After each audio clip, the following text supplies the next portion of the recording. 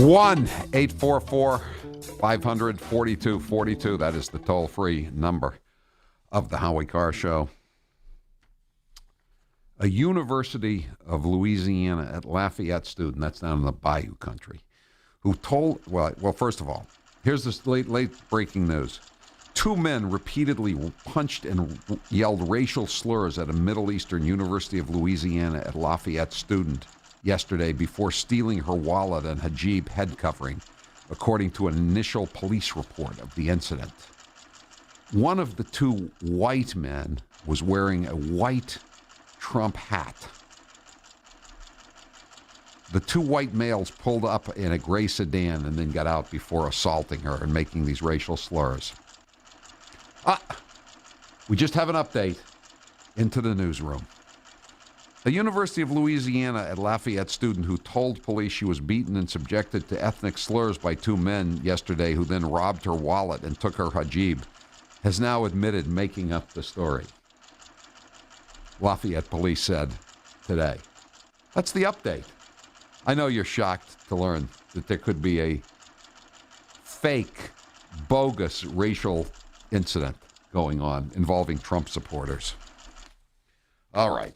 1-844-500-4242. That is the toll-free number of the Howie Carr Show. If you'd like to join us here this afternoon, every weekday afternoon. This is from the New York Post. Talk about an obvious headline. Defeat likely spells end of the Clinton dynasty. I think so. Yes, indeed. I'm going to agree with that. Okay, these are some of the things that are going on around the. This is going viral on the internet. This is a question that's being asked. When all the non-racist, non-misogynist, non-homophobic, non-bigoted, everyday, ordinary people get so sick of you people calling them racist, misogynist, homophobes, and bigots that they go out and vote against your candidate, do you, A, reevaluate your personal conduct and strategy of convincing people to share your politics, or B, call them racist, misogynist, homophobes, and bigots and yell at them even more? According to what I see, most of you chose B, and that's exactly why your candidate lost. Yes, indeed it is. And by the way, there's been a hate crime. There's been a hate crime in my hometown of Wellesley. Yes. This is the president of Wellesley College. I write this morning to share an important message from Dean Ward regarding a concerning incident involving 2 Babson College University students yesterday at Wellesley College.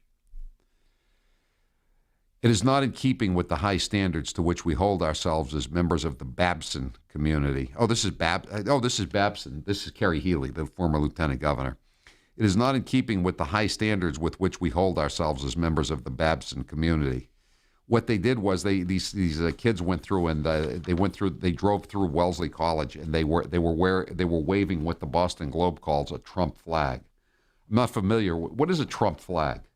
Is it anything like Old Glory or the Stars and Bars, or is it a crescent flag? Is it a Gadsden flag? What is a Trump flag? But they were waving a Trump flag. They antagonized students. I mean, how did they did they just having the Trump flag, whatever the Trump flag is, did that just antagonize students? Their actions, as reported to me and other college officials, were highly offensive, incredibly insensitive, and simply not acceptable. I'm still trying to figure out what they did exactly, other than waving the Trump flag. I mean, is it a hate crime to even drive a pickup truck onto the campus of Wellesley College now? All right, that's it. Let's see. Okay, here's the Boston Latin. That's the exam school, one of the best public high schools in the country. They've been having some problems with their tolerance, I guess. They've had some incidents off campus involving social media, and then they ended up firing some people who were administrators or faculty. I don't know what that. I don't know how you can blame an administrator or a faculty member for what happens on social media off campus, but they got rid of these people who apparently didn't police the social media enough. Dear Boston Latin School family, this is a new development. In the aftermath of yesterday's historic election, our students, like many of us, are experiencing a range of emotions. I'm experiencing a range of emotions. Sometimes I'm joyful. Other times I'm ecstatic. On occasion, I become gleeful. It's a range. I guess I'm experiencing a range of emotions from A to B. I'm running the gamut of emotions from A to B. Please know that this team of experts is available to you should you have any questions that need assistance. They don't say what the problems are, except that they're very real concerns and questions. Do you think some of the students need grief counselors because it's going to be 72 days before Donald Trump becomes president? Is that kind of counseling available at Boston Latin College or Cornell University, for that matter? I mean, what if somebody went on? What if some Wellesley College students went onto the campus of Babson College and they were waving Hillary flags? Would that be some kind of intolerable incident that would involve student discipline? I don't know. It's funny. There was no counseling available to me when Barack Obama won the first time around. You know, so somebody pointed out on the text line that this is the first time a lot of these millennials have lost an election. I mean, this is the first time they in their living memory. This is the first time since 2004 that they've lost an election. It's just really tough. And you know what? It's even worse than when they were kids because they didn't get participation trophies.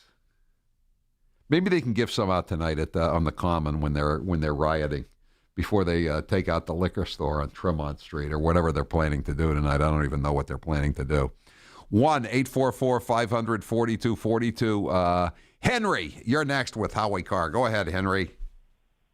Hey, so I'm sitting on my yacht in the middle of Congress Street protesting that we won the election, blocking traffic, sitting on my yacht. But anyway, Hollywood. I'll bet I got a bigger yacht than yours, Henry. My yacht is 350 feet long. How long is your yacht? Well, it's actually just a little toy yacht, but I'm still standing in the middle of the road.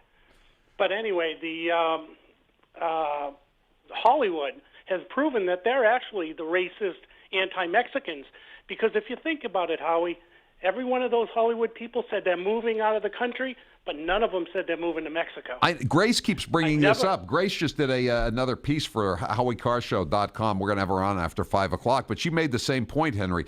What was it? Amy Schumer said she's going to move to Spain?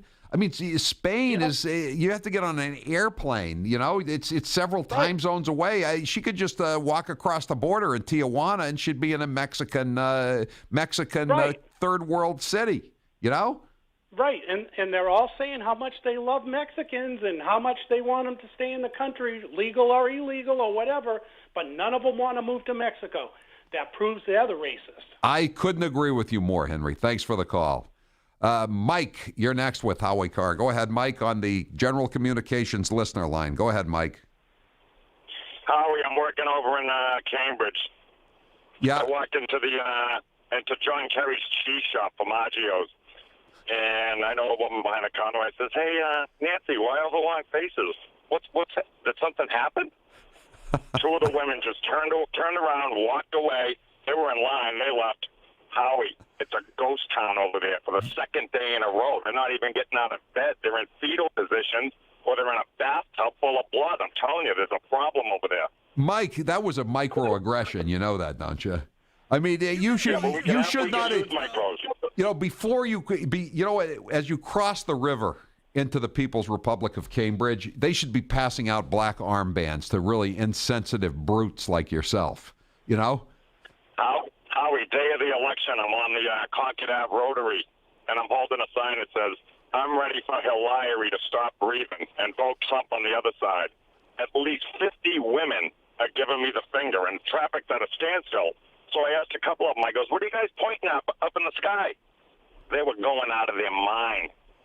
You know what you should do, Mike? If you're really in Cambridge today, you should go out on the street and say, "Do we have any nasty women here? I'd like to talk to some of these nasty women." Where is Elizabeth Warren today? This is her quote unquote hometown. You know, the ultimate nasty woman, Elizabeth Warren. Where is she? Was she at the cheese shop today with you, Mike? I haven't. She's only about a mile from where I'm working. But Howie, can I plug my new business I'm starting up? Absolutely. January 20th is the kickoff, and the name of the business is going to be Little D's.